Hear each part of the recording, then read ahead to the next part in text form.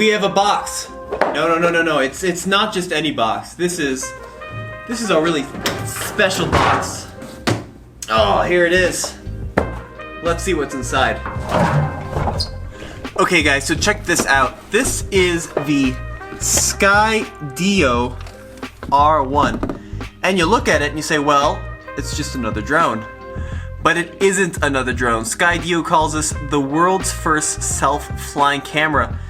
What does that mean? Well, you look at this and all of a sudden things start to seem a little weird. You have 13 cameras on the front, on the side, on the top, on the bottom of this drone, surrounding the bumpers. They're everywhere, and what this means is this drone can track you, whether you're running, you're walking, you're hiking.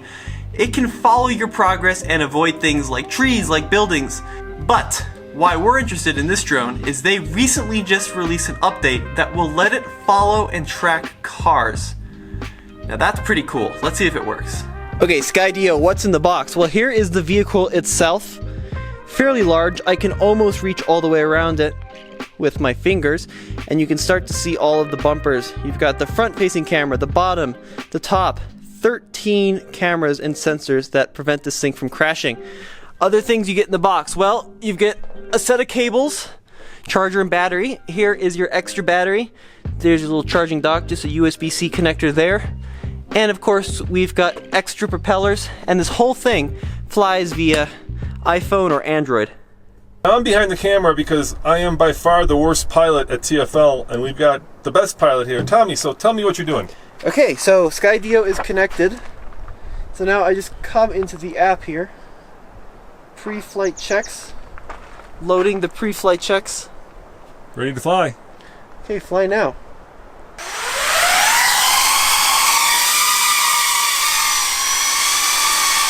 So now what I should be able to do is tap to follow. Yeah, I can sit in the bed. Yeah. And then we'll have it follow us. Okay, here, you take the camera and I'll drive. Great. So there's the Skydio. I'm in the bed of the truck. Skydio is following us. With car follow engaged, the Skydio was able to follow us through this wooded area without any interaction or interference from me, the pilot. I simply enabled the car follow feature and it did the rest. It both tracked the car and avoided any trees that we were passing by. And I can lower the height. Lowering the height there. I can also raise the height.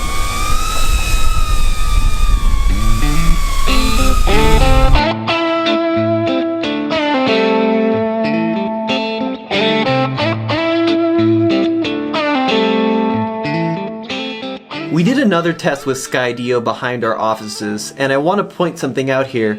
In this shot, I'm actually outside of the vehicle holding the phone controlling the Skydio while Michael is driving the Hyundai Kona. In this shot, Skydio is linked with the phone I am holding, but is targeting the vehicle.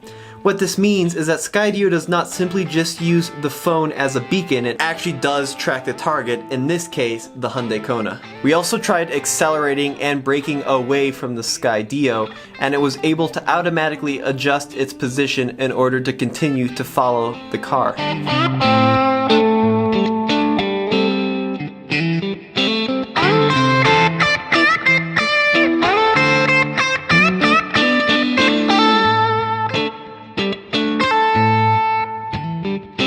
So why are we talking about this on the TFL channel, and why should you care?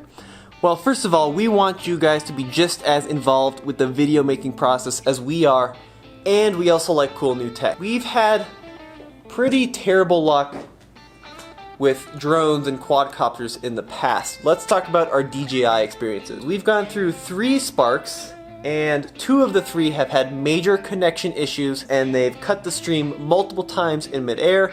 This one has also had big interference problems on multiple occasions. Next size up, Mavics. We have gone through 2 Mavics, both have suffered with complete gimbal failure. And then we also have some experience with the big guys, the Phantoms. We've gone through a couple Phantoms of different series and generations. This is a Phantom 4. It's been pretty good. We have had gimbal malfunctions in the past. So that's where this guy comes in. Obviously, a lot larger than both the Sparks, significantly bigger than the foldable Mavic. And if we compare it to the Phantom 4, a lot narrower, but with the blades on, not much smaller in actuality. So it is a big device. Okay, so Skydio, what's hot and what's not? Now, first of all, I need to be completely transparent and let you guys know, Skydio did send us this model to test, specifically the car follow feature. Just keep that in mind, but I will give you my honest thoughts on this device. So let's start with what's not hot on the Skydio. Battery life. We only got about 10 minutes of battery life out of each battery. That's not so good. I'd love to see that number increased. Next up is noise. It is quite loud. I'd love to see either a different blade design or some way to quiet that bee-like hum that comes out of the Skydio.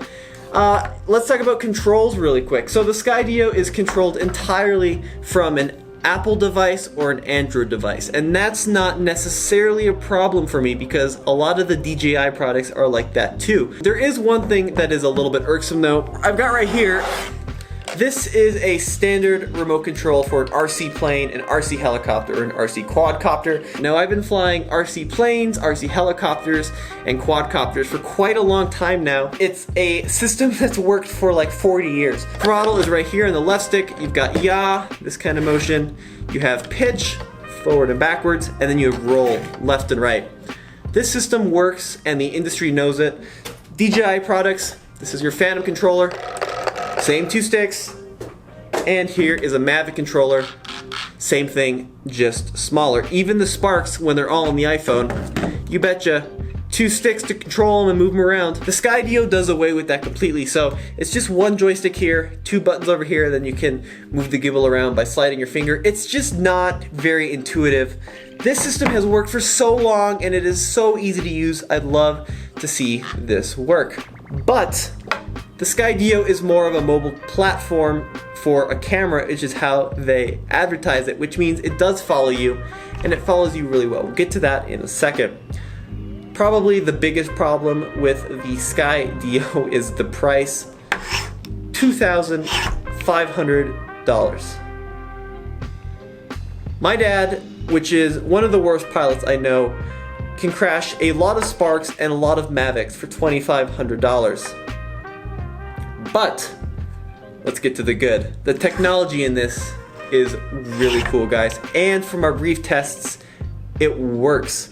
We were able to track a car and also a human in other testing, and it really does follow what it's supposed to follow. It avoids obstacles. We have to take it out onto some Colorado narrow off-road rocky trails with Jeeps and Toyotas and Nissans and see how it performs in really tight environments. But on this introduction through some forested roads, some office parks, thing has avoided all the obstacles completely, which is a good thing knowing my dad will be flying it. This is really cool tech. It's almost a little bit frightening. It's almost a little bit frightening. It works so well. The thought of a drone following you around, that can be a little bit scary, but if you are into aerial photography and video, guys, this is a pretty cool little piece of tech. We've got a lot more testing to do with this thing. We're really gonna put it through its paces.